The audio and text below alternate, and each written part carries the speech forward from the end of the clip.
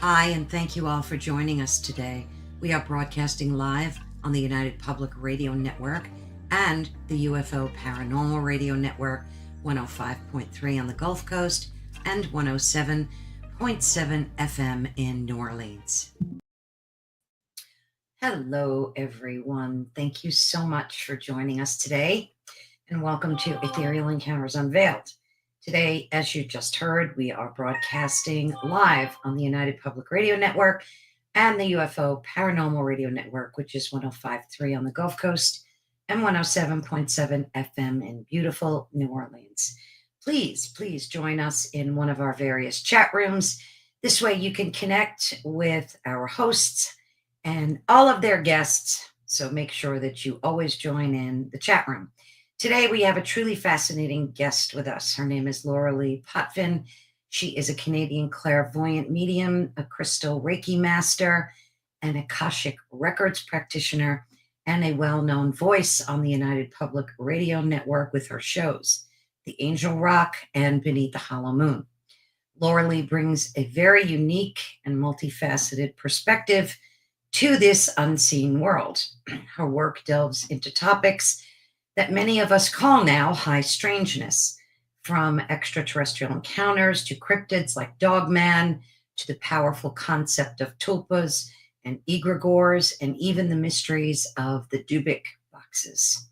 Today, we're going to explore a compelling theme, which is shaping paranormal perceptions, the evolving state of high strangeness, and we'll be looking at how our understanding of these interactions with the unexplained are shifting into the modern age.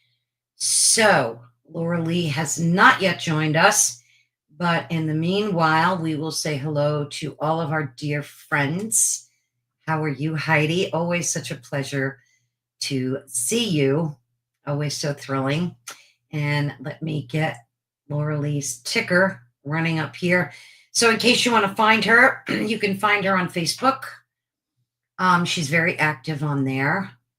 And don't forget, please join in the chat. We really want to hear from each and every one of you. So we're still waiting on Lorilei. I did hear from her, and she will be with us momentarily.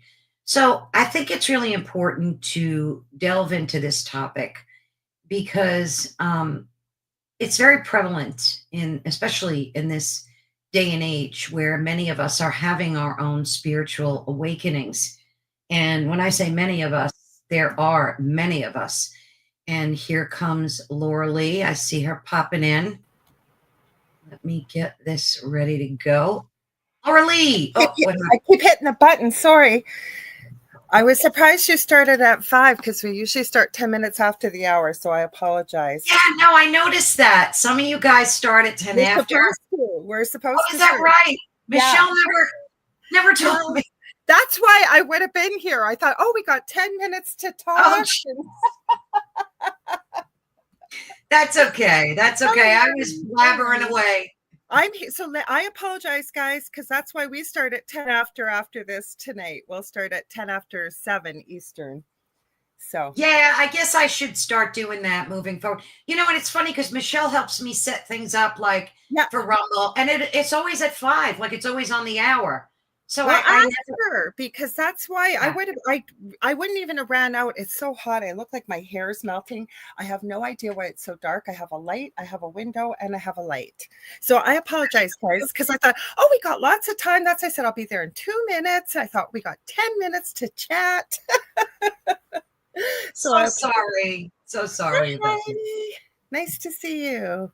Let me share that we're live too, because we'll pull in some more people here. So. Oh, absolutely, yeah. So how are you? I'm well, thank you so much. I've been so looking forward to talking to you, especially about this topic. I think it's so important to delve into this. Very. I look like a drowned rat. And I have my grand puppy here too. So 2 of them. So he's moving the camera. What? A dog, please. No, he's deciding he's making a nest right beside me here. So I apologize. Anyways, let me share. Yeah, it is an important topic. Absolutely. I love the hair. Did you make it more purple? No, it's just wearing out, and I feel like a drowned rat because Oh, it's you don't look so like. hot. Oh, Yeah, it is. It's awful. it really, really, and I ran out to go get groceries because I have my show right after this, and I needed some stuff, and I thought because I usually have it timed down until about 10 minutes before, right? So, but it doesn't matter. I'm here now, and I'm happy. I'm going to put that you asked me. Thank you for asking me. Oh gosh, I'm thrilled to have you here. So tell folks that don't know who you are, tell them about your two shows that you've got. I did mention them in the intro. I'm sure you didn't hear that, but No, I did. 10 minutes. It's my fault. I'll know. So No, you'll know when no. you come on It's my fine. show. We start at 10 minutes after the hour. You know why they do that before I tell them about that? It's because Yeah. we're now allowed, and things have kind of shifted to go right up to that. Well, for you, 7:00, right? And so that's why we don't start till 7:10 because then it gives enough room to switch Yes. things. Maneuver. Anyways, thank you for having me. So yes, I am a host on the network here. My name's Lorilei Potvin. I have the Angel Rock on Mondays from 6 p.m. to 8 p.m. Eastern Standard Time. And then right after this show, Kerrilynn Shellhorn, who has Spirit Switchboard on Fridays at 6 p.m. on UPRN, and myself co-host Beneath the Hollow Moon from 7 to 9 p.m. Eastern Standard Time. I have been around the network for 6 years. I just had my 6-year anniversary, so I'm getting to be one of the oldie moldies. So I've been around for a while. I don't know if you told them what I do or who I am or what. So I kind of gave them a quick summary. okay. Of that. I mean, you can reiterate, of course. Well, anyways, I'm Canadian. I am a psychic medium. I'm a crystal Reiki energy healer, Akashic Records practitioner, spiritual teacher and mentor, registered nurse, animal communicator, well-versed in near-death experiences. I had one as a toddler, and I've studied them professionally and personally for over 40 years. And I'm extremely well-versed in the paranormal because I lived in a horrific house before this, and we shared our story on the Travel Channel's Paranormal Survivor. It's season 4, episode 9. We filmed it years ago. I may have told you this, but you will see a familiar face on there that I did not know because you don't get to talk to anybody when you film the episode. Our own Michelle Desrochers is a consultant on the episode, and we didn't know one another. We never spoke or anything. So it's a small world. Yeah. Yeah, really small world. Good, good. You know, I don't want to put you on the spot, but I would love for you to talk to my dog and ask him why he has a fear of anyone stepping on boxes because it's driving me crazy. It's really anything with the feet. I don't want to put you on the spot, but I love. I'm just going to try and tune in. What's his name? Oliver. He's right over here. Okay. Oliver, come here. Come here. Come over here. Come here. Say hi to Lorilie. We want to find out why you're so afraid. Yes. Okay. I'm asking if he wants to talk. I was already asking him. He was kind of like, not really. Oliver, okay, so I do this just telepathically. So what I keep tuning into, when he was a pup, did something happen with the boxes at all? That's what he's showing me. And he doesn't like the noise and the sound of it. Well, the interesting thing is I adopted him when he was about a year old. He was terribly abused. Okay. So I don't know if somebody did something to him with the feet, maybe kicking him or something.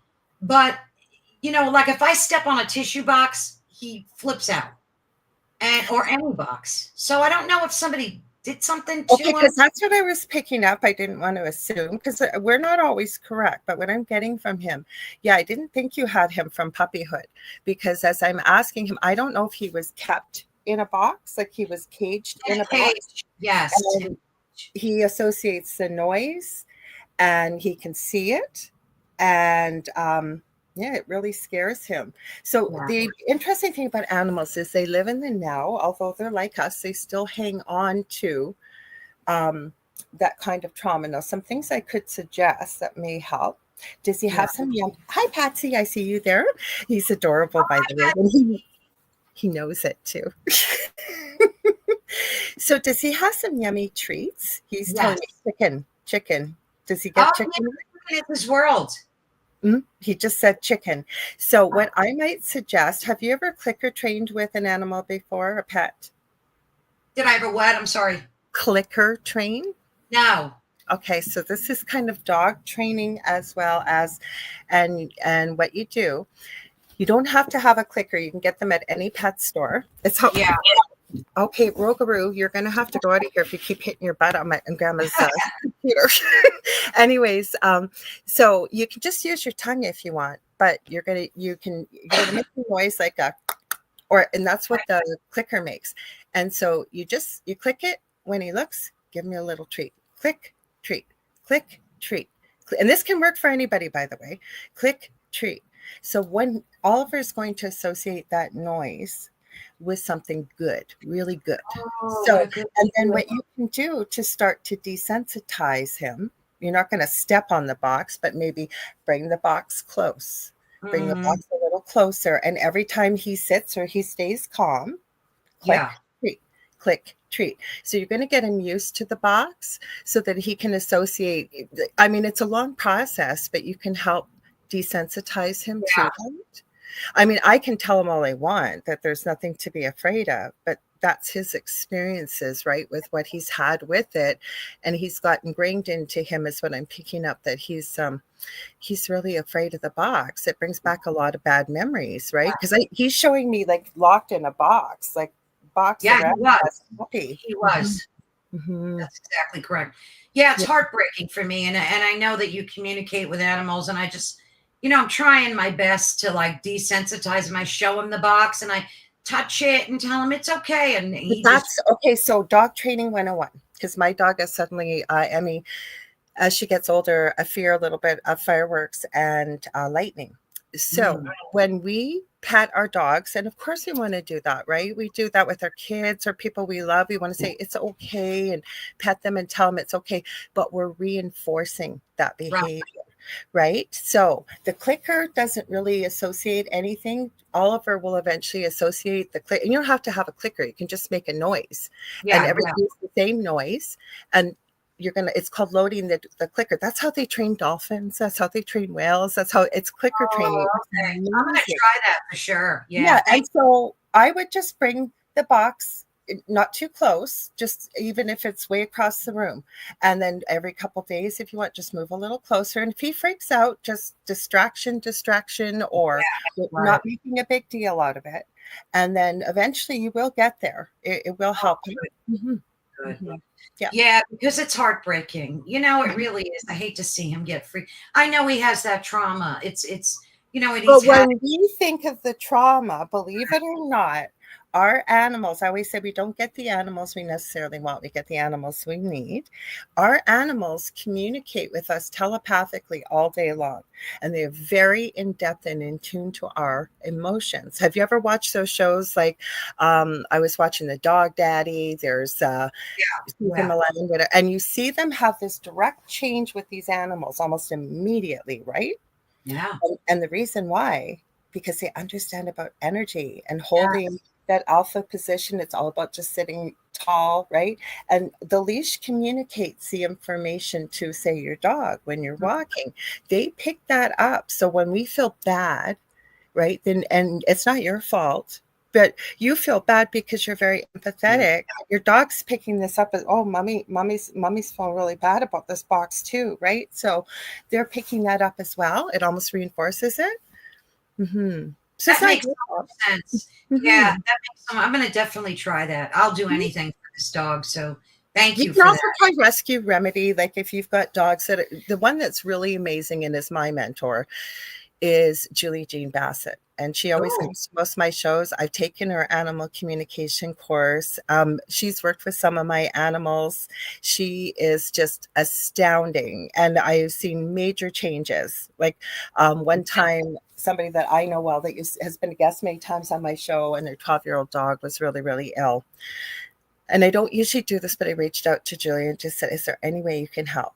She sent me a picture before, and an hour later, I swear to you, the dog was barely moving on the pillow. An hour later, there she was, sitting up on the couch, wagging her tail. They figured out what the problem was. And oh, I'd love to have her on the show too.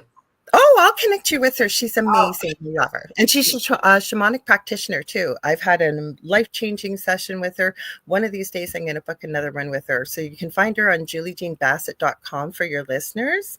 And as well, she's got a new site for the shamanic practitioner course or shamanic practitioner things that she does. And I always forget what it is. But if you message her on Facebook or at her website, she'll figure it out. Mm-hmm. I thank you so much for that, Michelle Lorilie. Wilfong, she's amazing. Yep, a lot of people are commenting as well. Thank you for talking to me, by the way, sweetheart. I see that he got off your lap. Yeah, he's laying down right here. He wasn't too sure. He wasn't too sure at first. He kept saying no because you were trying to call him over, and even before you did, I was trying to connect with him. He said, "No, I don't think so." So, and then he did. He said, "Fine." Because we always ask. We always ask. Like we do, because I always wonder if he thinks in like words or pictures, or how do they typically think? Okay, so this was my biggest thing. My kids, both boys, when both I lost my son, as you know, in January. Actually, it's been at 6 months this week. But both boys could communicate with animals. And I'm a psychic medium. I kept thinking, why can't I communicate with animals? Like, what is this? And I was always told animals only communicate in pictures. That's the only way they do. They just send you pictures. So I kept waiting for these pictures. That's not the way I communicate with animals. Oh. And I think that, you'll hear that from people. But to me, tune into your animal. It's harder with your own because we have that bond and we're so close, yes. Right? Even if you sit outside, say with the birds, and just telepathically connect and just say, hey, would anyone like to talk to me? And just stop and hear what they say. If you hear a yes, or I'm telling you, I think it's our birthright to be able to communicate with animals. Yeah, every single human being. Mm-hmm. I agree. I've had some interesting experiences with birds since my husband passed away. So, and that I've never had before. So I agree. I agree. But I often wondered, like, if it was, if what I was hearing was my words or their words, because I heard that too, that they see in pictures, but I guess that's not necessarily true, right?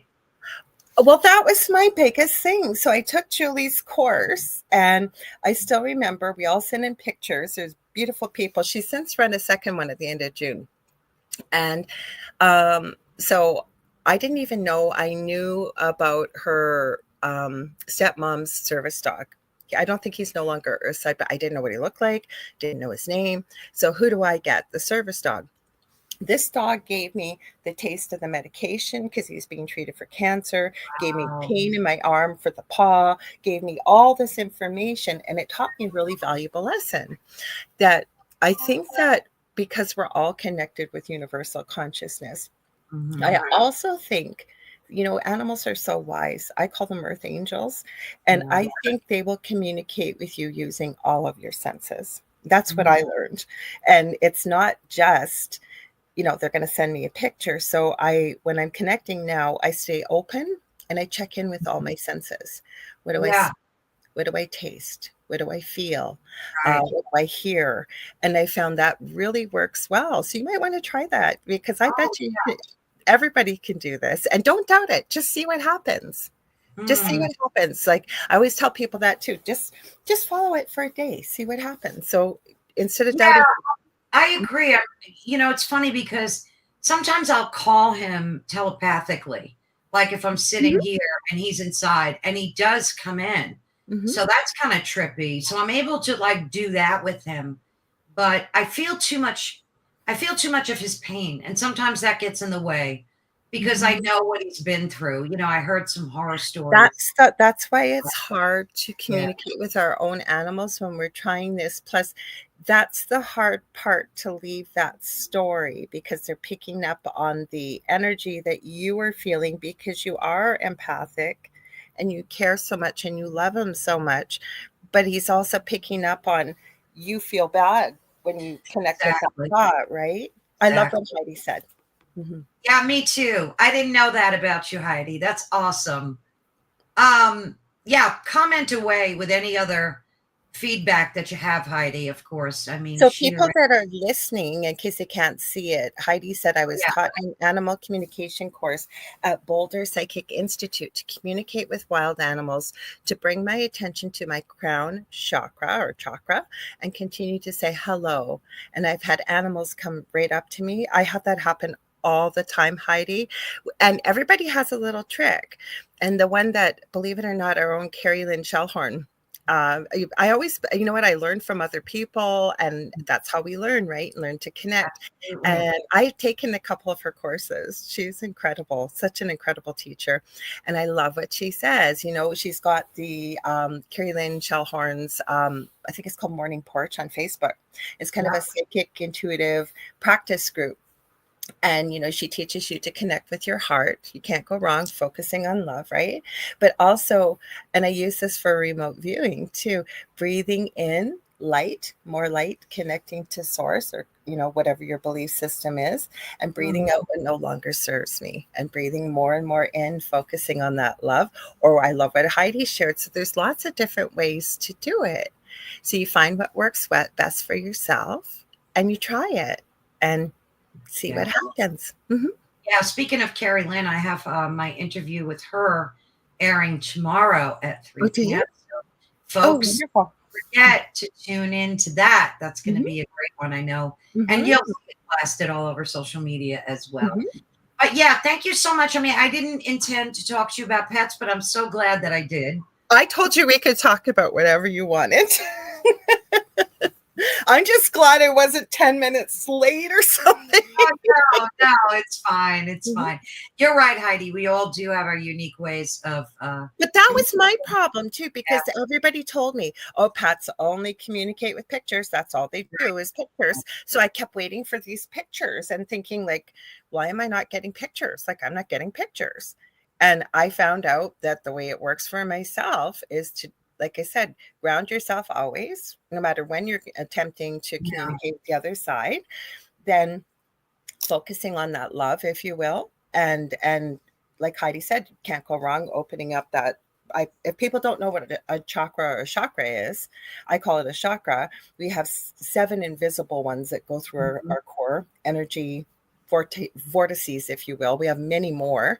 And that's a connection to, want to call it the universe, God, source, Buddha, whoever it is, right? Mhm. Yeah. And it works. That can work too, Absolutely. exactly what Heidi said. Mhm. Yeah. Yeah, I love it. So I wanted to talk to you a little bit about like the evolving state of what we now call high strangeness. And I love that term. I love it. I mean, it Mhm. was always just called the paranormal. And, recently, like the past year, I've heard so many people refer to it as high strangeness, which is kind of cool. I like that. Mhm. And, you've been in this industry, this has been your lifestyle for such a long time. Mhm. And I know you've seen how it has evolved and changed.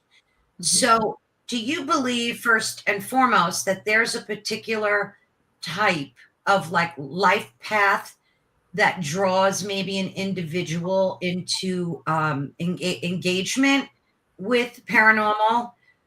Do you think it's more of like a universal potential? Well, I think can be a little bit of both, but I've asked you people for years usually start out with what got you in this field.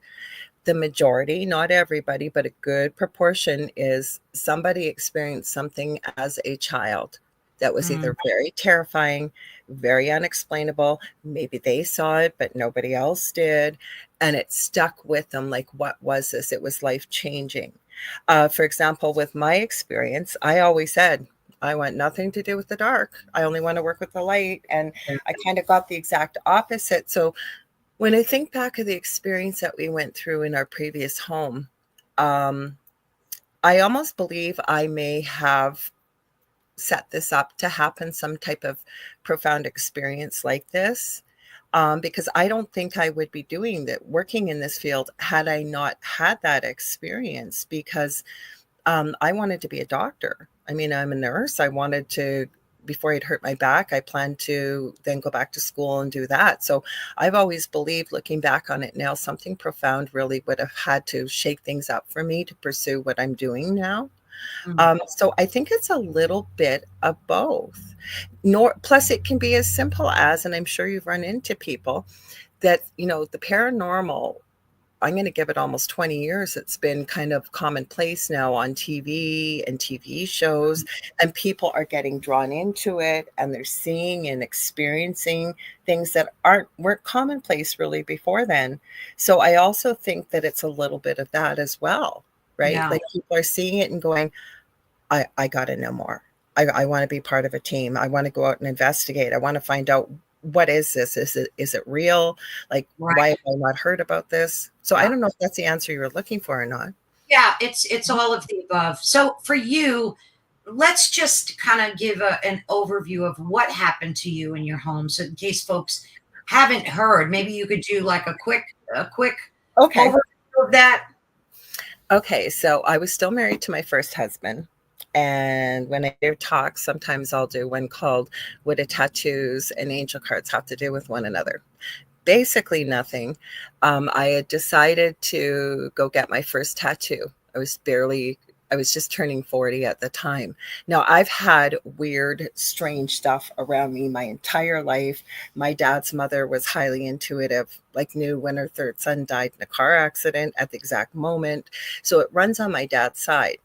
But I've been saying I want nothing to do with it. And at that time, I'd had my back injury was so bad, I was in bed most of the time. But when I could get up, I remember my first husband and we had just watched that movie, The Secret, after the book that had come out. And that next day, I felt better. So I did a little shopping around the city, and I used to keep myself busy, creating pet jewelry, pet accessories, and all kinds of cool stuff like that. And I remember coming home and saying to my first husband, his name's Earl. He doesn't mind if I say his name. He's kind of part of the story as well. And I said, I can't believe this. Everywhere I've gone, people want to carry my merchandise, but nobody wants to take any commission for it. So we were both laughing, and he said to me, well, maybe it's the secret. Anyways, I went to sleep that night, and I had a dream. This is so many years ago that it's like it happened 10 minutes ago. It was in my previous home. There was a tree, and I was outside, and there was a man sitting in the tree. I'll try and tell this as quick as I can. I won't get into specific details, but this is where it all started. I had already taken my angel card reading, a certification anyways, at this time too. So I already was feeling this call towards more of the spiritual. But I had this dream, and as I look up at the tree, the man's got on it's like a dark charcoal pin striped suit, white silk shirt, black silk tie. He's got black hair. It's all slicked back, and it's to about probably just below his ears. And when I looked at his skin, though, it was it was like this pasty, greenish, really pale skin. And as my eyes kept looking up, then I seen his eyes. He also had this black goatee and mustache. It was all neatly trimmed, really short, all in one piece on his face. But his eyes were completely black. And as he started talking to me, they would go between fire and black. And he said, hello, Lorilie. He said, you know that little business that you have? He said, well, that's nothing. I can give you wealth. I can give you fame. I can give you anything beyond your wildest dreams. All you have to do is agree to follow me. Did you hear this, or was it intuitive that you heard? This was in a dream. Like I was there. It was like I was there. This was a dream. And it's not radio friendly what I told this man to do and where to go. And I kept saying, who are you? And he was laughing at me, and he said, I'm a demon. And then he gave me his name, gave me the spelling of it. And again, let's just say I used a lot of cursey words and told him where to go. There was no way in this dream I was agreeing to follow him. And then I remember him looking down at me and shaking his finger and going, oh, no, no, no, no, no. Every time you see a crow or a raven, you're going to know who it is. And I remember calling on Archangel Michael in the dream. And words can't even describe the colors. Royal blue, silver, and white flash. I woke up shaking, crying, and in a sweat, which is not me. It was the middle of the night, and all heck did break loose. And everything that thing told me, I couldn't find it at first. I say I'm a retired Catholic. I'd never heard the name, but I was helping somebody else about 5 years later, and they'd asked me to look something up.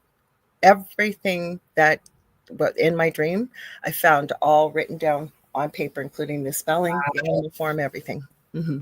Now you're not. I thought demons don't. That you're not I know, and I've had. I went on a panel show once of a friend of mine, and some guy that's big in the Bigfoot world, out of 10 or 12 people, comes to me. There's no way that happened to you. They don't give you their names. Right. Looking this up, how would I have known? I've never heard this, never heard the spelling. I have also heard this. So the experiences we had in that house, I am writing a book, but I am telling you, I started locally, and then I went province-wide, countrywide, to the US. Then I was looking, it was like a 20-hour-a-day job looking for help or answers. Why was this happening? What was this? And I documented a lot of this stuff.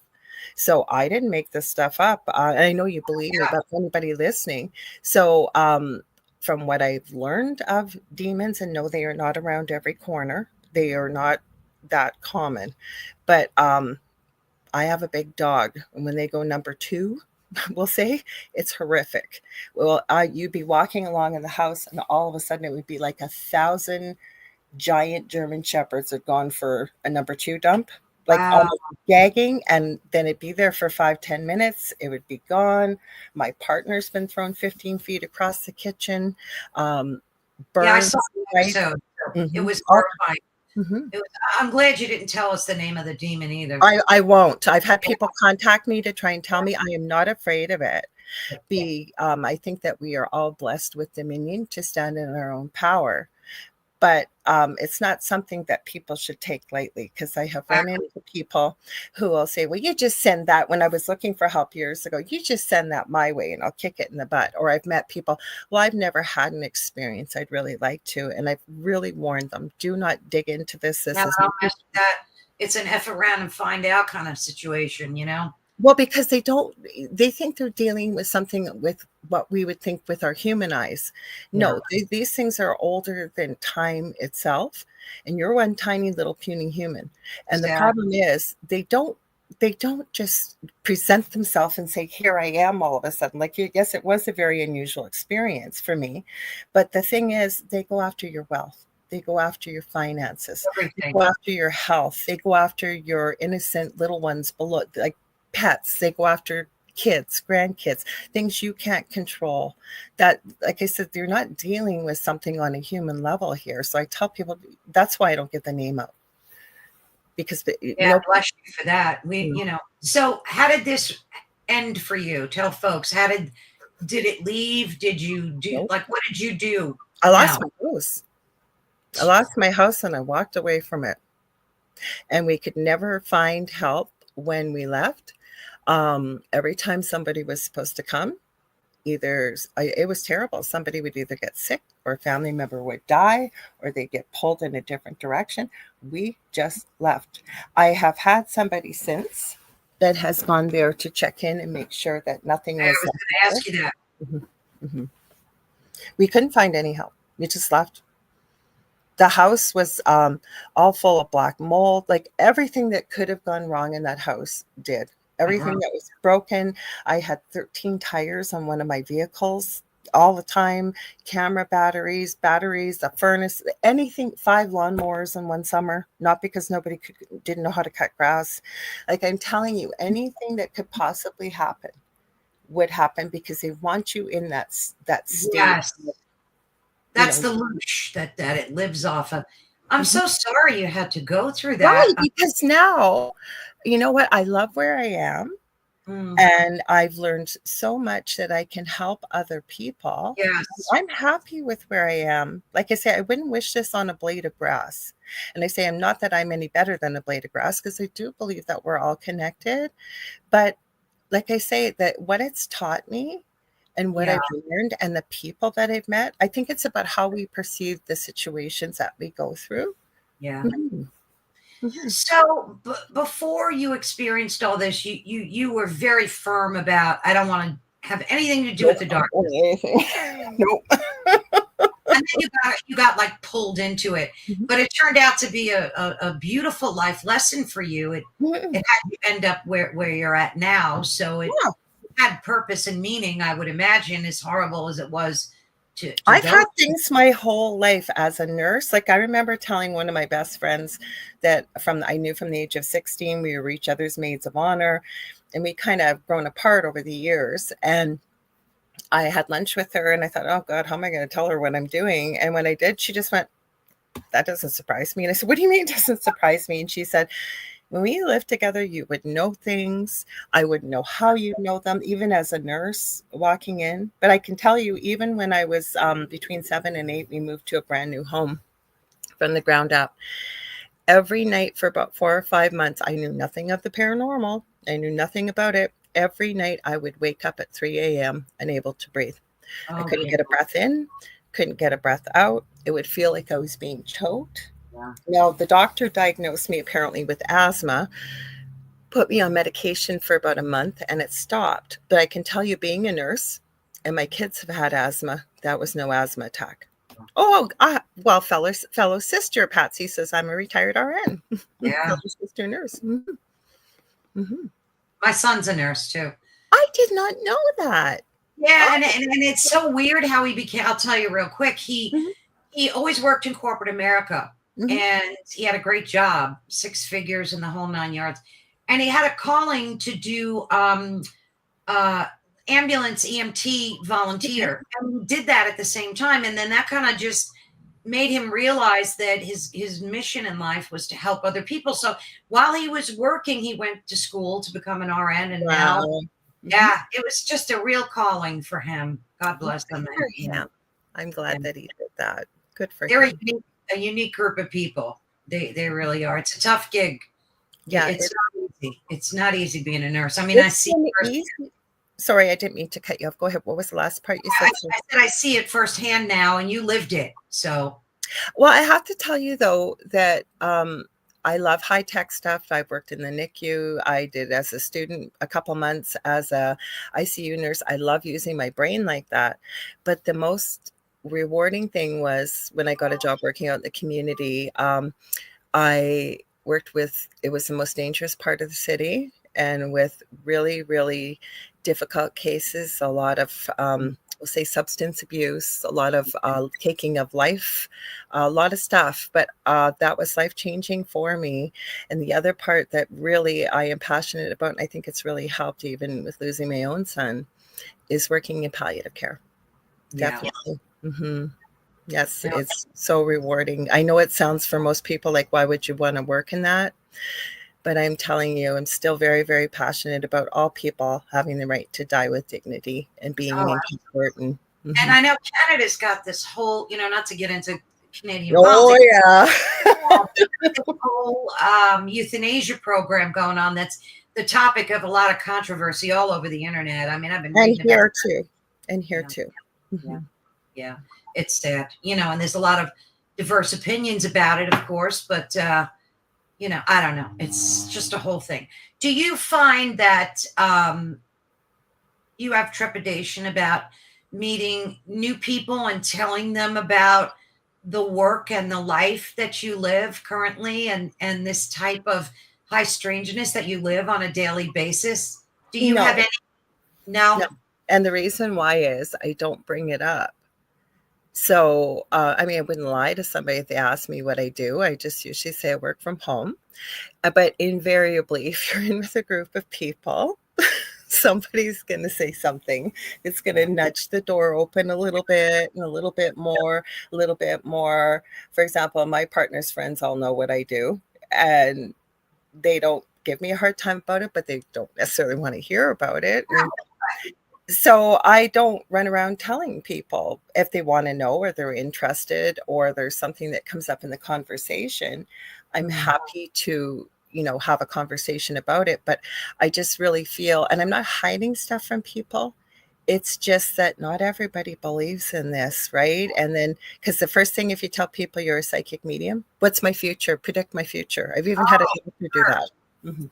Yeah, that's got to be annoying after a while too. Well, it's not quite how it works all the time, right? So, yeah. I could see where that would be irritating, Mhm. for sure.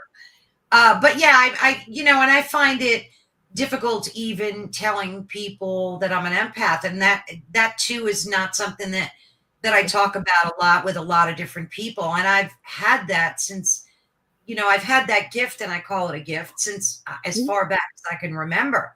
Yeah, me 4 too. or 5 Mhm. years old, yeah. And Mhm. with that comes a lot of responsibility, and Mhm. I take that very seriously. But thank you. James just said Thank you, interesting talk. James. Thank you, Mhm. James, and good to see you. Thank you so much for popping in. Um, yeah, it's a topic that kind of plagues me in a way because I want to talk about it with everybody. Like Mhm. I just do. And I'm very careful about how I broach the topic with people. Like even the fact like people, will like my neighbor found out just by tripping over the podcast. And he came out one day and Mhm. said, "I saw you on YouTube and I thought that was so interesting that he rarely goes on YouTube and happened to find the podcast." But interestingly, his sister is a psychic medium. So See, that's what I mean. It just kicks the door open a little bit. Mhm. yes. So, Mhm. like you say, and everybody says there are no coincidences. And Mhm. I believe that fully, that we're all directed, every day into a guided path. And, it's all pre planned, I believe, for us. And that, talking about this topic shouldn't be one that we're afraid to talk about. But yeah, we're picky and choosy about who you kind of wait It, for that moment, right? it's kind of like, okay, so with my son, that Justin that passed away, he had severe autism and he was very strong-willed. And I love that about him. But I learned quite a few lessons from raising both my boys. But one of them was, right, if it doesn't, and this came from spirit, I think, if it doesn't make any difference 10 years from now, let alone 10 minutes from now, let Mm. it go and pick your battles. Oh, And I that's like kind of how, yes, that's not mine. That's from spirit. I believe that. And the other thing was, so it, to me, I sort of weigh up the situation, and depending on, never mind that we can usually feel people's energy, and it's like, do I really want to go here today? Like if people are open about talking about it and having a great conversation, I'm all for it. But if you've got someone that's like, you can kind of pick up, maybe they're a little negative, maybe they're a little, they're one that's really going to want to go there and be challenging. I don't feel like I have anything to prove to anybody, right? that. Just like you being an empath, you know who you are, and you've been this way your whole life, and you Yeah. know the experiences that you've lived, including after the last time I was on your show. I know we're not here today, but maybe one day we'll have a show together about it. I prefer truth seeking too, and I know so much about this, and I didn't know that you did because I don't bring it up right away. Something happens or something comes up, kicks open that door, and you realize, holy crap, yeah, we're talking about the same stuff, right? Oh, So, absolutely. mhm. I love it. I love it. And that's one of the reasons I love connecting with you. I feel like we're just kindred I spirits. do too. I was so shocked the last time I was on your show because we never really got much of a chance to know one another, right? And when we started talking, I went, I've got goosebumps now. It is Yeah, not cold here. And that's my absolutely. sign for truth. And when we started talking, and you could tell both of us, like I try to stay. That's when you asked me before you came on. You said, "Do you want the questions?" I go, "Nope." Lots of times I don't even know what I'm going on to talk about Right. on a podcast, Exactly. because I love having a really good conversation. And I Yeah. know I'm going to have that with you, Yeah. regardless of what the topic is. Right. Yes. I And always like to give myself an outline so that I have like a sure. direction, yeah, to go in, but wherever it goes, it goes. And I knew that talking to you about that's what the animals would. I knew you'd be fine with me bringing Oh, the yeah. pet Yeah. thing up. I still feel bad that I would have been here earlier. No, I'm going to talk to Michelle about starting at Okay. 10 after. That's Maybe going she does it that way with you for a reason, but I will know for next time for yes. sure. No, it makes complete sense. Absolutely. Absolutely does. Mhm. So, Mhm. what role do you think that you play in like normalizing the topic? Do you think that um by you having this show and being a part of this network, Mhm. that it helps to like normalize the topic. Because as we just said, and it does make me feel kind of bad that there's so many, even with the spiritual awakening that people are having, they're very off put about a lot, especially if you start talking about demons and ghosts and things Mhm. like that. So, what role do you think you're playing in this topic? Okay, so the role I feel that I'm playing, first of all, is to be open-minded. I've made myself the promise, and I really do try to do this every day, at least learn something new. I Mm, don't believe the same things that I've believed, say, 5, 10 years ago, and I'm willing to be open-minded and change my mind depending on my own personal experiences, talking to more people, and researching. With that being said, I also truly believe that the people that are meant to hear what I'm saying or meant to work with me, we will find one another, because I believe everything is energy, and that like attracts like energy on this planet. So there are going to be people that are going to hear my show. They're going to hear what I'm going to say. And again, I have a pet peeve. Well, I have a few. I think we all do. When somebody stands on their soapbox and says, "This is the way it is, and this is the only way it is, and you need to believe me because I'm an expert." That's not mhm, my role, and you're not going to hear me saying that to somebody. I will right. share with you, like even with the animal communication. I love that Heidi shared what she does to help, communicate with animals. I've shared my experience. There's other people that will share it. And I am putting my first course together with a close friend of mine. We're aiming for September, and we've really had a long conversation about this. And I know this is a bit of a longer answer, but I hope it will resonate. We've talked about, she's taught at the university, I guess you guys would say college level. I have too, and developed courses.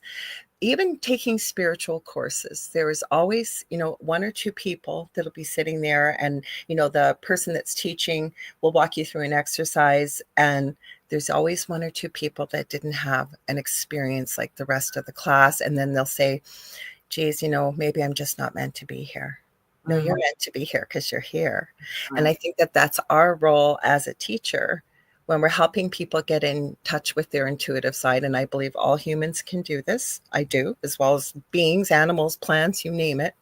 It's our role to work with that person to find out what that little doorway is, to Mhm, open that doorway or window so that they too can connect with what that is.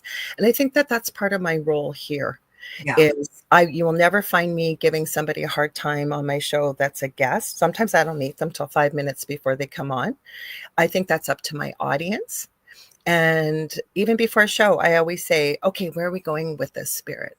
Because spirit Mm. knows who's going to be listening, who's going to find me, or listen to this. So I hope that answers that. But Oh, it does Mhm. perfectly. Perfectly, it does. Because I believe fully that each of us on this network and out, of course, outside of it, have a specific role in Yeah. spreading this message, these messages, and whatever resonates with people, that's what they're attracted to, and that's Mhm. what they watch. And good for them. That's what it's all about.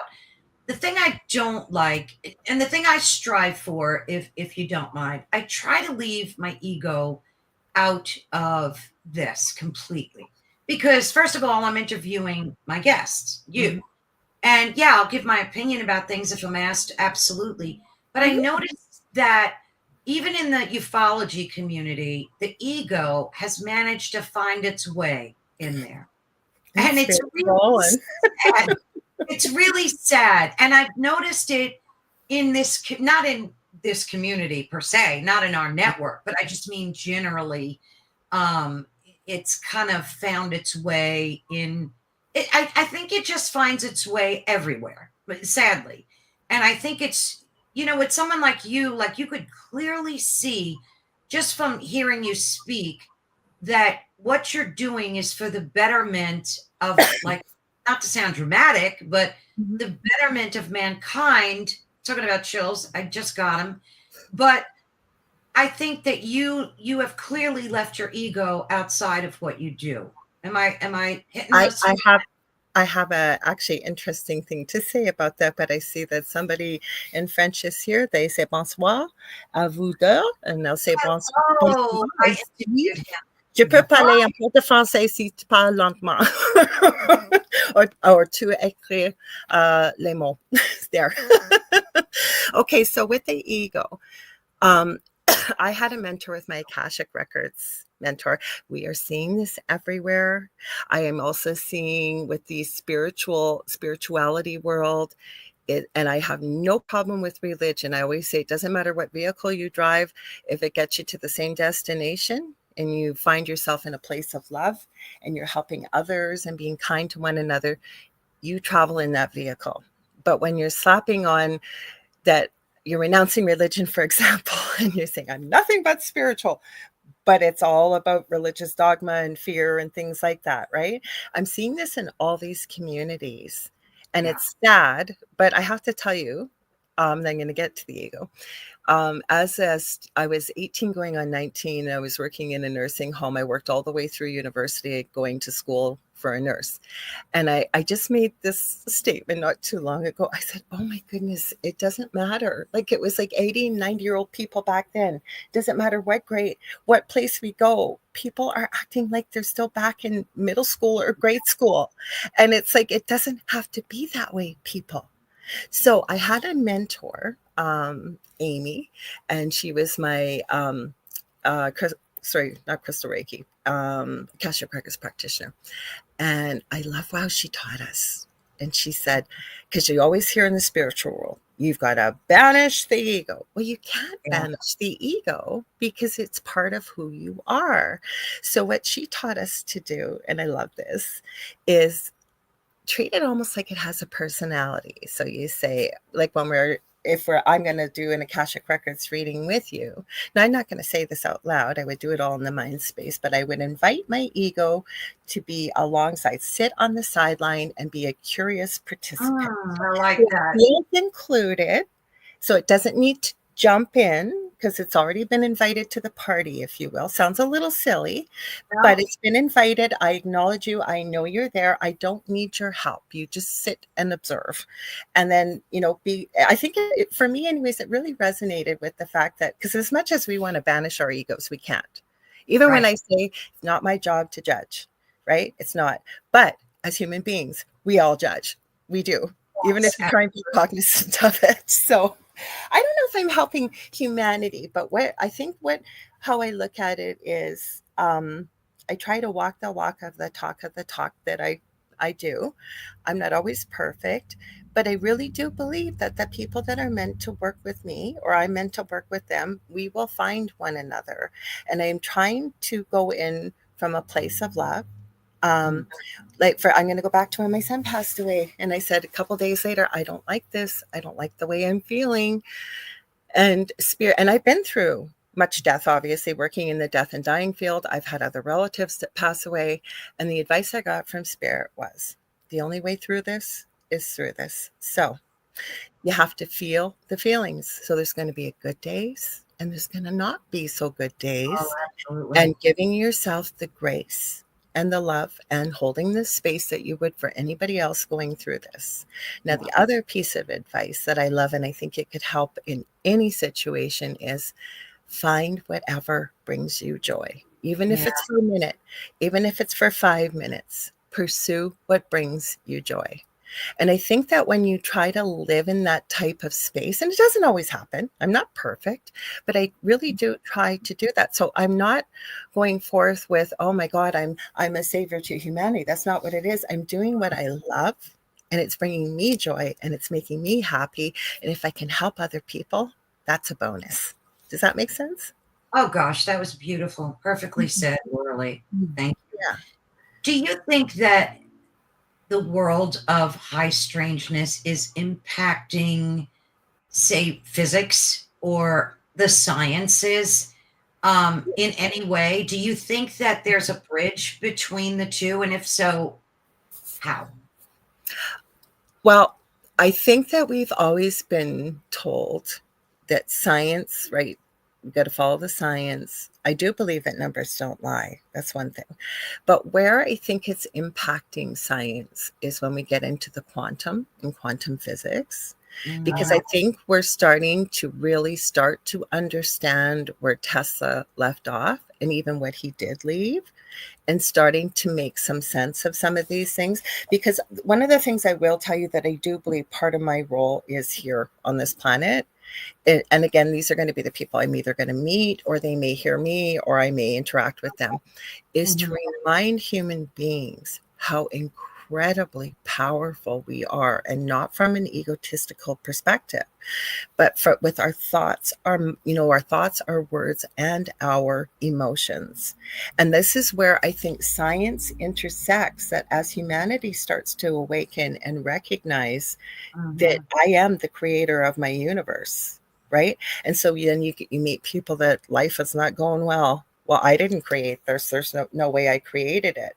But, if we can remember that things happen for us, not to us, and that there's always a way out, even if you just have to stop and breathe, right? And start looking and working towards it. It's overcoming, I think, the programming that we've been taught from infancy right up to where we are in adulthood. And then that's where it overlaps with the science. Plus, science has not caught up to what I think the world of the paranormal, the things that we are seeing and experiencing and happening.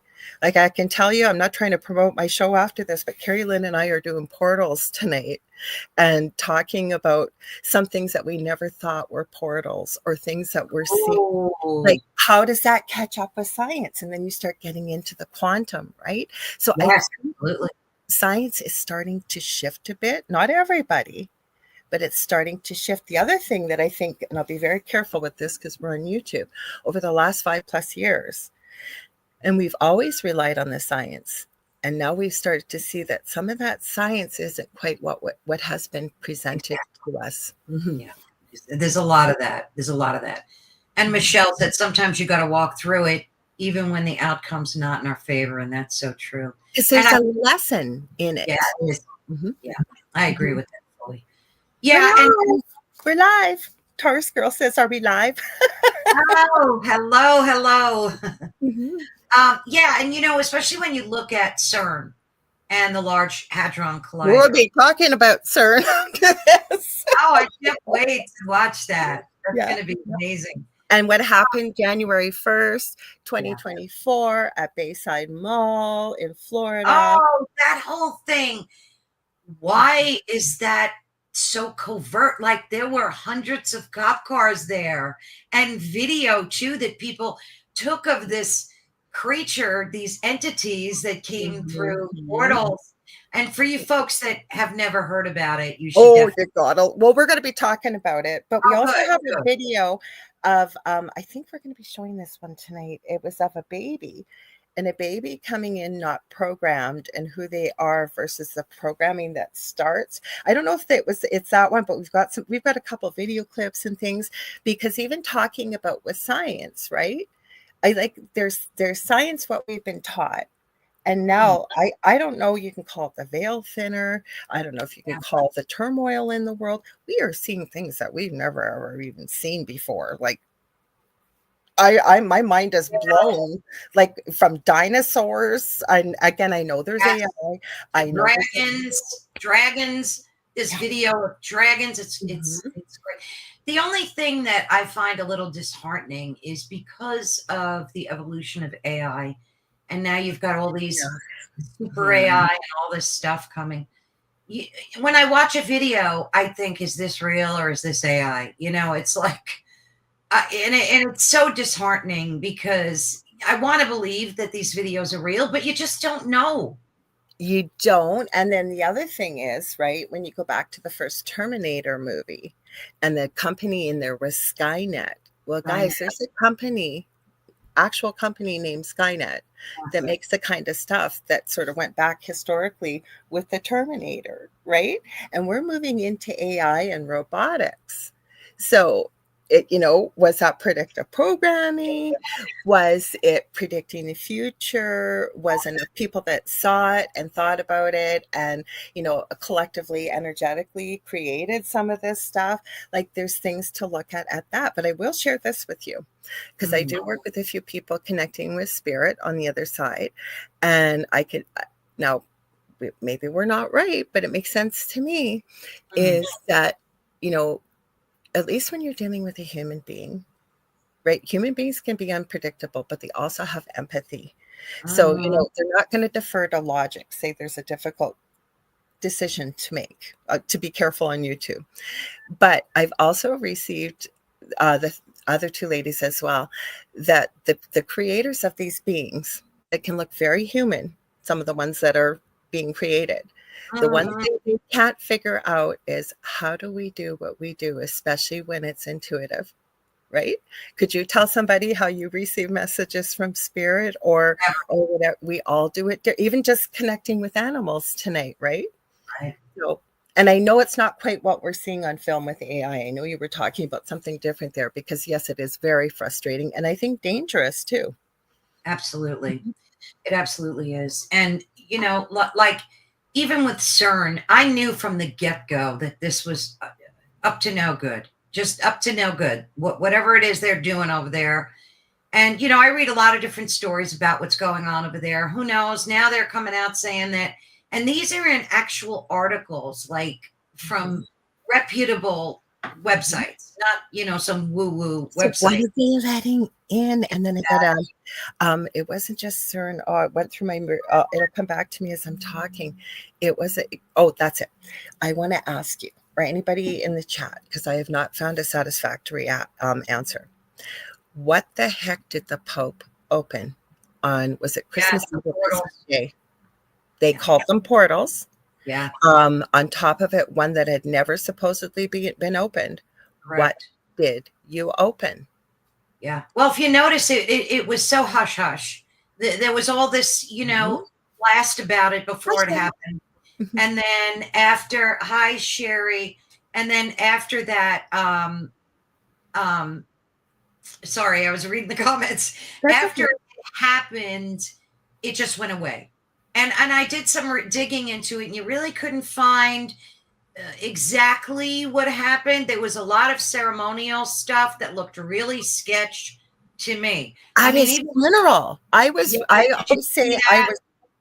forced to go to church in the womb, forced to go to Catholic school. I had to go to church every Sunday, and I'm going to be 60 next month. So I have seen a lot. I call myself a retired Catholic, and I have seen a lot of funerals with popes.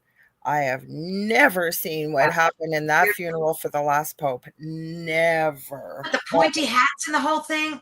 Black pointy hats, upside down crosses. Never. Oh, come on. Come on. Well, these people, they can't help. And like you said before, it's all predictive programming. They have to tell us what they're up to, but it's done in such a hidden and covert way, and it kills me because they're allowed to, when it comes to censorship, there's none coming from that place. But when it comes to us, we have to watch our P's and Q's and everything we say. I say play the game. Play the game. You want us to play the game? We'll play the game with you. We'll still say what we need to say. Still say. So if there's that, and I don't know why this popped in my head. Have you ever heard of black-eyed kids too? I'm asking you now.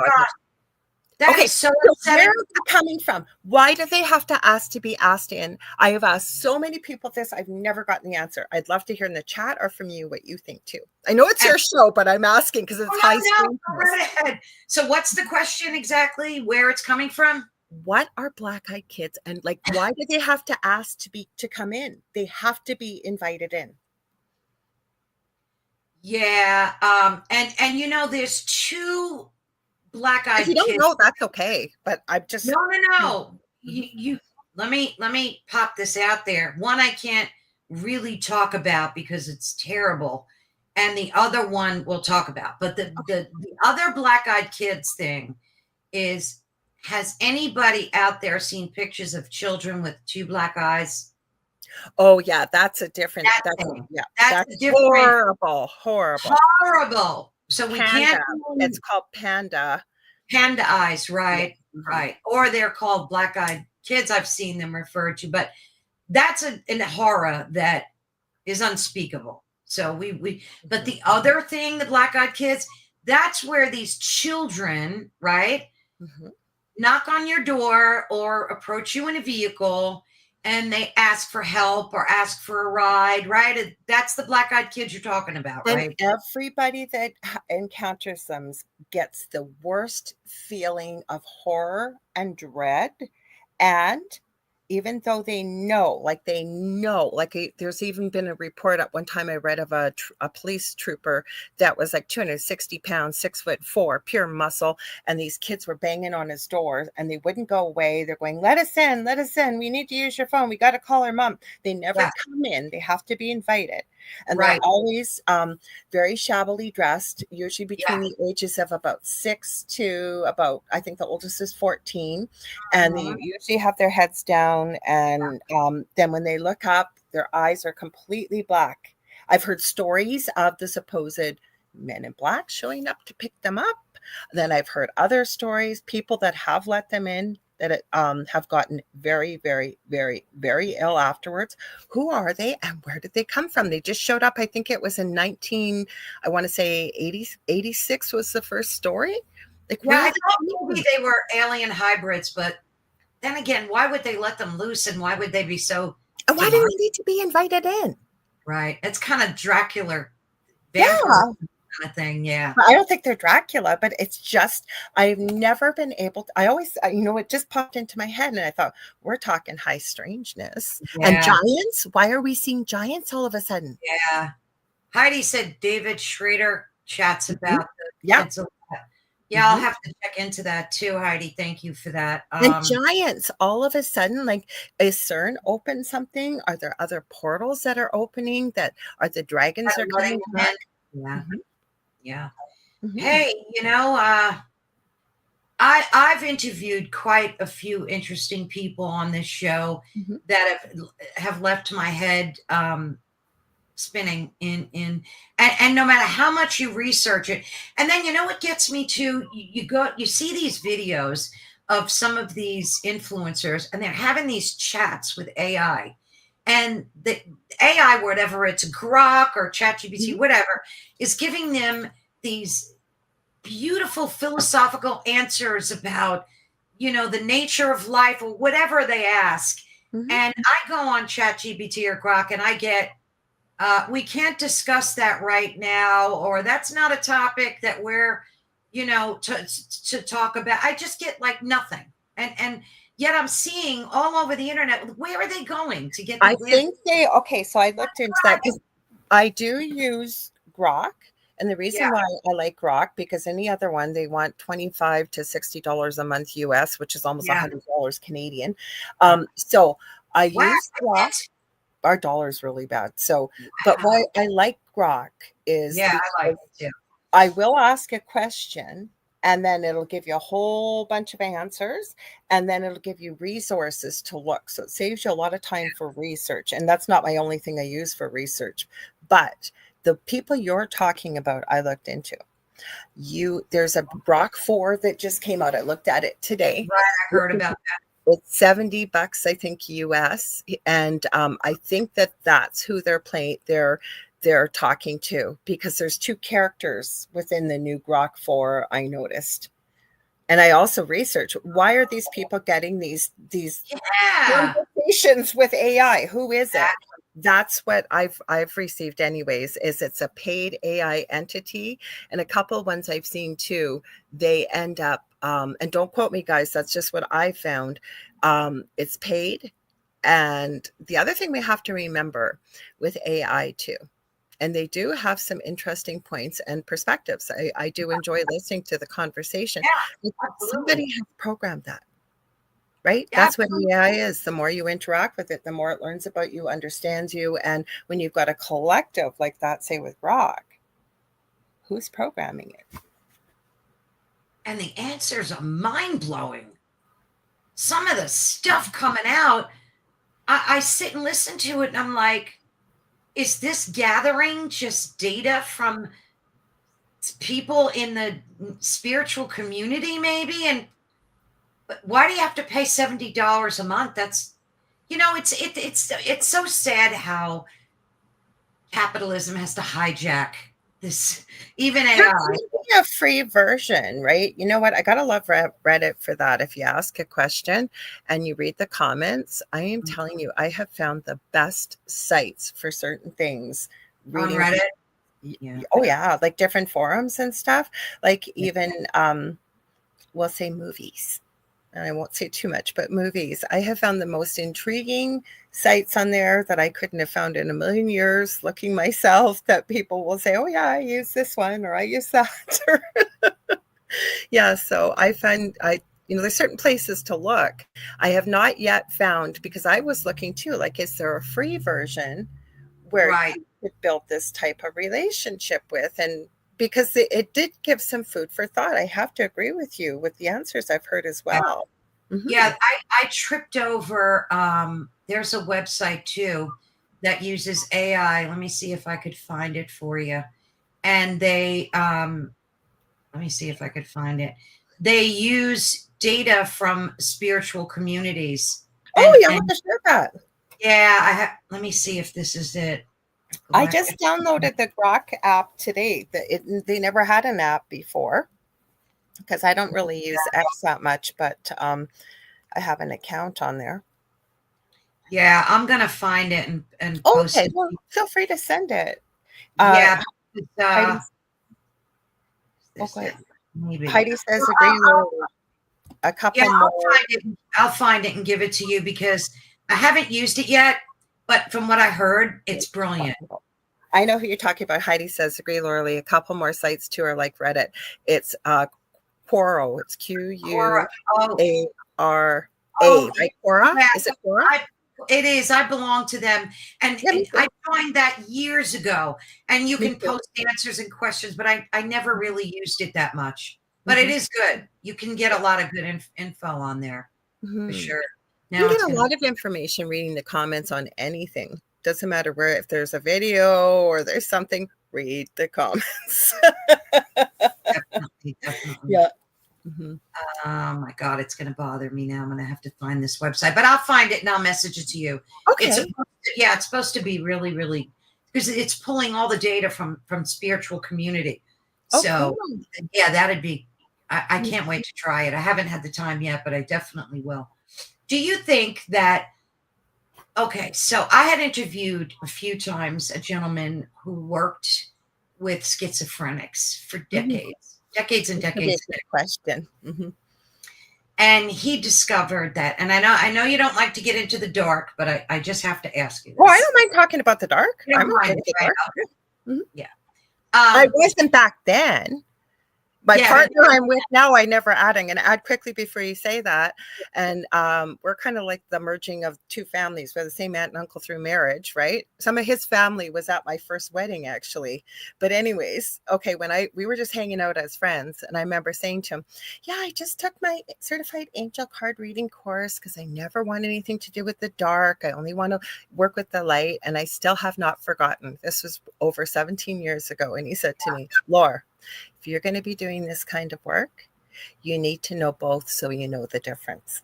Yes. And he was not wrong. So I don't mind talking about the dark. Sorry, please go ahead, because I know this is an interesting question. I'm glad. Yeah, because I learned so much. His last name is Marzinski.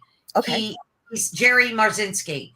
And we had the most fascinating conversations about his life's work. So he discovered, just quickly, that he thinks that it's all schizophrenics aren't really mentally ill, that they're possessed by demonic forces. And he's got tons of data and documented scientific documentation that this to be true. Plus, he's been a witness to a lot of this type of truth, right? That these entities are demonic. So with that said, do you think that the spiritual community has an impact on like the psychology framework that some people, because like take someone who's struggling, having a really psychotic break or depression, whatever, you pick it, right? Mm-hmm. And they trip upon videos, like this, people in this community. And do you think that it's benefiting the community of psychology, or do you think it has potential? And you're a nurse. Mm-hmm. I mean, no better person. You've probably witnessed a lot of this. Mm-hmm. So give me the rundown. Is it a positive association, or do you think it has potential to damage already damaged people? Okay, so the first part, I'm going to go a little bit off track here. With the schizophrenia, it runs on my dad's side. I have looked after patients with schizophrenia on my partner's side. Okay. I can't necessarily say all people with schizophrenia, but Mhm. it has definitely given me pause for thought Yeah. that when certain people have been diagnosed, I have actually said to myself, I wonder if they were actually seeing what other people aren't seeing.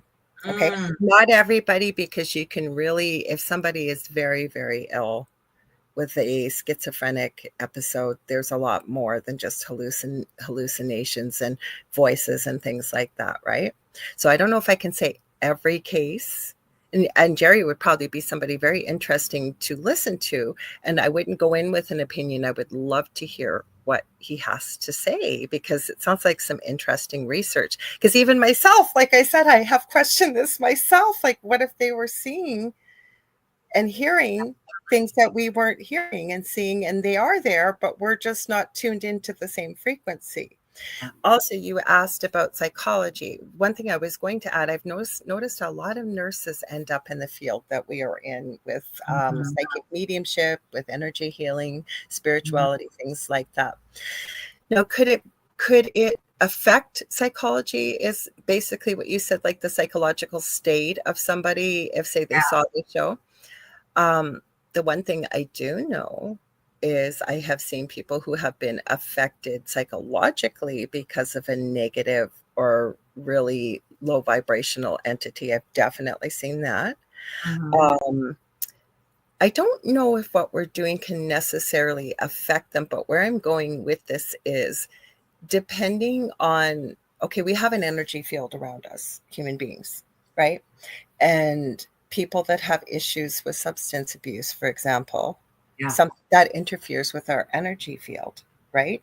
So it weakens you, for lack of a better word, energetically. So could you be at risk possibly for an attachment or something like that? Yes. Yeah. Do I think it can affect? I don't think it can affect psychology, but in a way, like there's so many ways to answer this, and I'm trying to tune into spirit. For example, and I think I pulled this book out. Excuse me for standing up for a second. I pulled this book out the last time I was on your show, I think, and I used this in my practice. I've got all my books up here, so give me a minute. I'm right here. Take your time. The Secret Language of Your Body by Ina Segal. People usually ask me what it looks like. And of course, it's hidden. Oh, here it is. I knew it was here. It's hidden under another book. Give me a sec. I've got so many books. These are the books I use regularly when I'm working with clients and stuff. Now, the reason I was to pull this out. So, this is a book that goes by every part of your body. And it also can get into a lot of disease processes, for example, including mental illness, right? And it works with energy and color. And you can actually work with that to start help with healing. But when you're talking about the paranormal, and I know you're asking this, it's kind of hard to equate the two, because to me, everything is energy. When we are ill, we are in a place of dis-ease or lower vibrational energy, not through any fault of our own. But I think if we're going to consume things within a lower vibrational nature, could definitely contribute to your psychological state. Yeah. I don't know if I'm on the right track. Is that what you're asking? Yes. Absolutely. To me, when I used to hear this all the time in my previous home, you've got to raise your vibration. I used to say, what the heck is vibration? Raising your vibration. Now I understand that, right? So even if you're in a low state, right, you can raise that energetic state. Like I'll say to people, getting outside if you can, or what everybody has a movie that makes us all laugh all the time, or a movie that we just love and it brings back feelings of maybe childhood or whatever that is, bringing a little bit of the outside in. So there are ways that I'll say within the spiritual, but if we really get into the dark stuff with the paranormal, I definitely think it could affect you psychologically, especially if you're already in that lower vibrational energetic state. I don't know if that's the answer you're looking for or not. That's exactly the answer I'm looking at. Okay. And I often think about that because I've seen some comments like on YouTube of people that are truly struggling and suffering, and they're out there digging and begging for some modicum of relief from their pain. And as much as I love this whole genre and living within it, I always think and recommend that people that are suffering in such ways do seek help professionally as well. Oh, And absolutely. I say that from a place of experience too, because when and I've lost parents, and that there's different types of pain, obviously, and grief. You've lost your son. I've lost my husband. And I could never speak to this until I lost my husband. But when I lost my husband, it created a pain that's etched in me for eternity. Rips a hole in your soul that will never heal. There is no amount of healing or raising your vibration that can help that. And I don't mean this in a bad way, but it damages you in a way too, because the person that you were is no longer the person that you are. And it's very difficult. And that goes across not just losing someone, not just someone passing away. That goes across any pain and suffering that you've encountered in your life. It changes. Now, is it a good thing or a bad thing? It's both. It's both things. But the thing that helped me was getting help from a grief counselor. That helped enormously. So I always just like to throw that out there to folks that don't take these types of conversations and videos to the bank. Like, if you're suffering that badly, you need to seek help elsewhere as well. Maybe this is just a unity where you can like watch videos in the field of high strangeness to help you heal, but you should also take care of your mental health through other professionals. Well, I think too that one knows oneself the best. And where I'm going with this is with grief, that I'm very passionate, if you could be, about somebody's grief, in the way that nobody should be telling another person how to grieve. Nobody should be putting a timetable on. You're not. I'm adding to what you've added. And I agree that you knew within yourself that you needed help. And there's nothing wrong with that. I strongly, strongly encourage it. With that being said, with the high strangeness, how about I can add this proviso? When you're, regardless of the state that you're in, should you choose to watch a video with high strangeness and you watch it, you've enjoyed it, it's given you a reprieve from how you were feeling in the time that you're watching it, and that you're not feeling at least the same or worse, then I would say if it's creating something positive for you, you're going to know best. But if you're watching these videos and they're making you feel worse, or you're feeling depressed or sad, or it might be a good idea just to take a break from it, right? Absolutely. Yeah. And I think that that's a nice, honest way to approach it, because it's not for everyone. I mean, it's the same thing where if you see a grief counselor or a psychologist, you may not like that first person. You may go through 5 people before you got to find your fit. That's for sure. Find your right, your right connection. What okay, let's look back at the Lorilie of 6 years ago. How do you think, like you mentioned, there are things that you believed in then that you don't believe in now. Sure. Mm-hmm. So let's like take one of them, for example. What's something that you were convinced was true or a part of your belief system, and now you kind of wavered a little bit, you're not 100%. I already told you one. I already told you one at the beginning of this show. I said to you, people about the animals. Kept telling me only animals communicate in pictures. Same thing. Demons never give you their name. They're certainly not going to tell you how to spell it. There's all kinds of things that I've been told, right? That as I've gone along and I've learned, there's another thing that I say, and I do say it with love, but a little bit of humor, that I can always tell where somebody is in their paranormal journey by where their interests lay. And the reason I say that with love is because I was one of those as well myself. So and this is no shade to anybody. I'm telling you my story. When this first started and I was looking for answers, I was never looking for the paranormal. It found me. When I heard about orbs, oh my gosh, a whole new world opened up. It was like, oh my God, orbs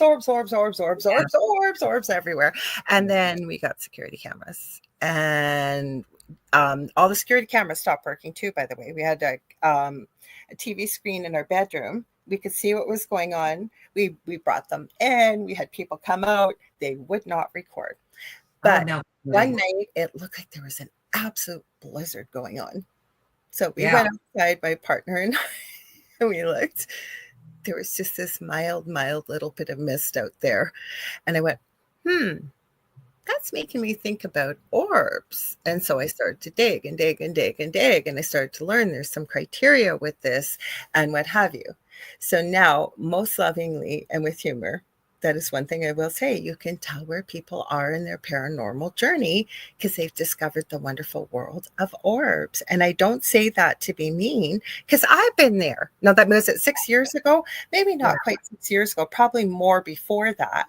But it's things like that I start, you start to learn, and you got to start somewhere. So I think when we start, right, you start looking to people you feel that have more experience, and you hear what they say. Does it resonate? Yes, it does.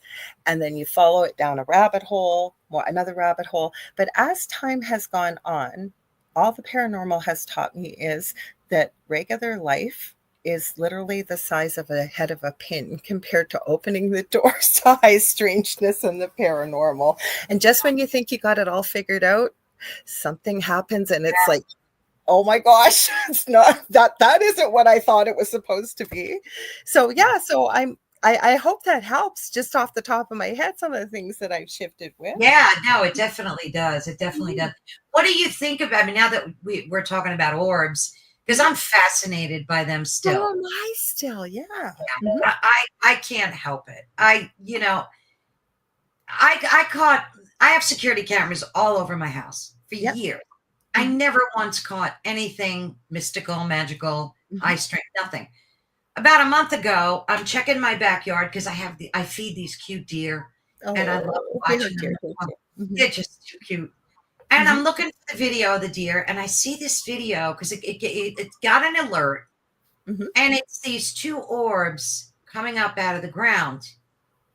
And I'm watching this video. Matter of fact, I'm going to play it for you.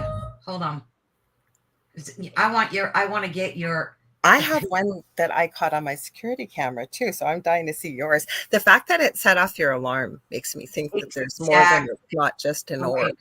I have to do share video file, right? Yeah. Yeah, let me see if that'll work. Because when I share desktop, it wouldn't. If you send it to me, I can share it too. If you send it to me on Messenger. All right, let me just try this and see if it works. Oh.